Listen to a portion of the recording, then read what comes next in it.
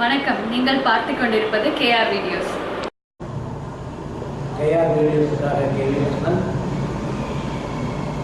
அம்பாளின் அருளில் மூகபஞ்சசதியில் ஆஜாகரத்திலிருந்து 81வது ஸ்லோகம் பார்க்க போகின்றோம்.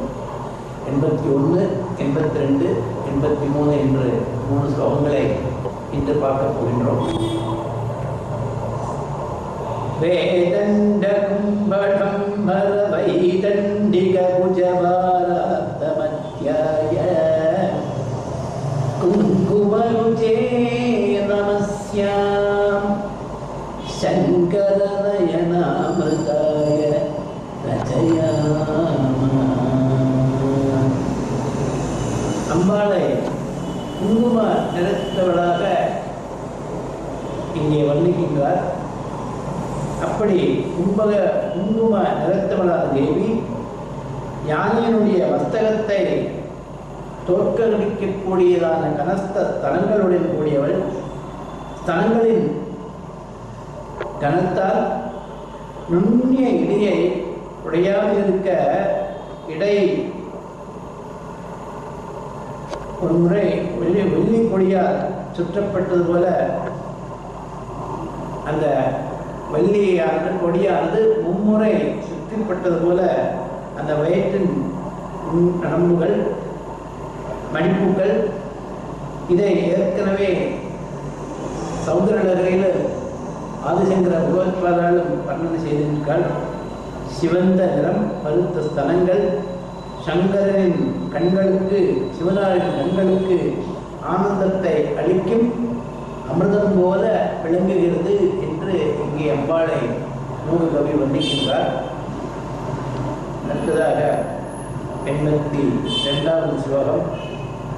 அதிகாஞ்சிதமணி காஞ்சன காஞ்சிம் அதிகாந்திகாந்திலத்ராட்சம் அவனத ஜனானுகம்பாம் அனுகம்பாகூலம்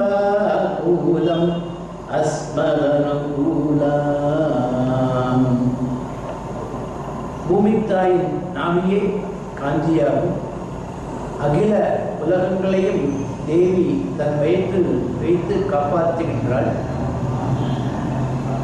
அதனாலே அம்பாளுக்கு நவதுர்க்கையில பிரதமம் சைலபுத்திரேரி, உதயம் பிரம்மச்சாரிணி, துதியம் சந்திரகண்டேரி, கூஷ்மாண்டேரி, சதுர்த்தரம் பஞ்சமம் ஸ்கந்தமாதேரி, சுத்தம் காத்தியாயத்த, சப்தமம் காலராத்ரீதி,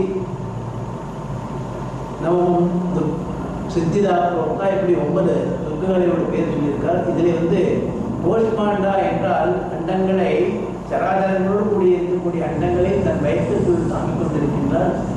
அந்த அண்டத்திலே இருக்கக்கூடியதான ஜீவராசிகளுக்கு தேவையான ஊஷ்மாவை சூடை கொடுக்கின்றதுனாலே கோஷ்மாண்டா என்று அம்பாளுக்கு பேர்.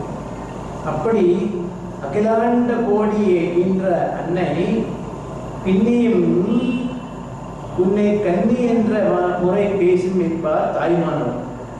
ஏற்கனவே கண்கள் இழுக்கப்பட்ட கனமான உத்தியானம் இடுப்பில் அணிய வேண்டியது அவசியமே. தேவியை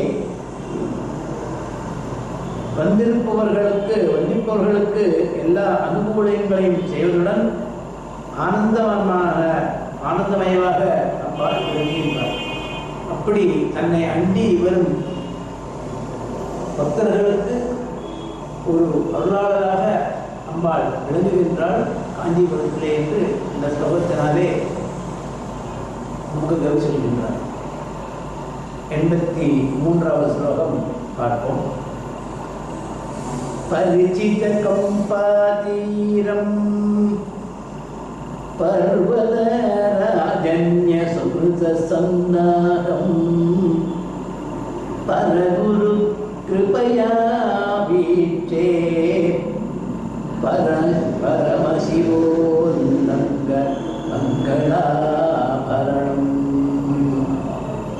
குருவனுடைய கடாட்சத்தால் நாம் எல்லா பேர்களும் அடைவோம். ஸ்ரீவித்யை ஒரு குரு பிரதான வித்யை. அதாவது ஸ்ரீவித்யா என்று சொல்லக்கூடியதான மந்திரங்கள் அது குருவின் வாயிலாகவே கற்றுக்கொண்டு உபாசனை செய்ய வேண்டிய மந்திரம். அப்படி நம்மை போன்ற பாமரர்களுக்கெல்லாம் ஸ்ரீநகரம், ஸ்ரீபுரம் என்றெல்லாம் சொன்னால் தெரியாது. அந்த குருவினாலே, குருவனுடைய கருணையினாலே அவர் ஸ்ரீபுரம் என்பதை எப்படி இருக்கும், ஸ்ரீநகரம் என்று சொல்லக்கூடியதான் அம்பாளின் வாசஸ்தானமானது எப்படி இருக்கும் என்றெல்லாம் அவர் சொல்லி அதை நாம காதாலே கேட்டு அறிந்து கொள்ள வேண்டியது. அப்படி அந்த பர்வதராஜகுமாரியான காமாட்சியாகப்பட்டவள் ஸ்ரீபுரமாக காஞ்சியை தேர்ந்தெடுத்து தான் இருக்கக்கூடிய அந்த கோவிலை சிந்தாமணி கிரகமாக ஆக்கிக்கொண்டு அந்த ஸ்ரீசக்கராகாரமான பத்மாசனத்திலே அமர்ந்த குலத்தையே நமக்கெல்லாம் பஞ்ச பிரம்மாசனத்தில் சிவனின் மடியில் அமர்ந்த மங்கள திருக்கோலமாகி அழைக்கின்றார். இந்த பிரிவிலே தான் குருவனுடைய கடாட்சத்தால் ஸ்ரீ காமாட்சியை ஸ்ரீ வித்யா சுரூபிணியாக காண்கின்றோம். இத்துடன் இந்த நிகழ்ச்சி முடிகின்றது. இதன் தொடர்ச்சியை நாளைய நிகழ்ச்சியிலே பார்ப்போம். கேஆர் வீடியோஸுக்காக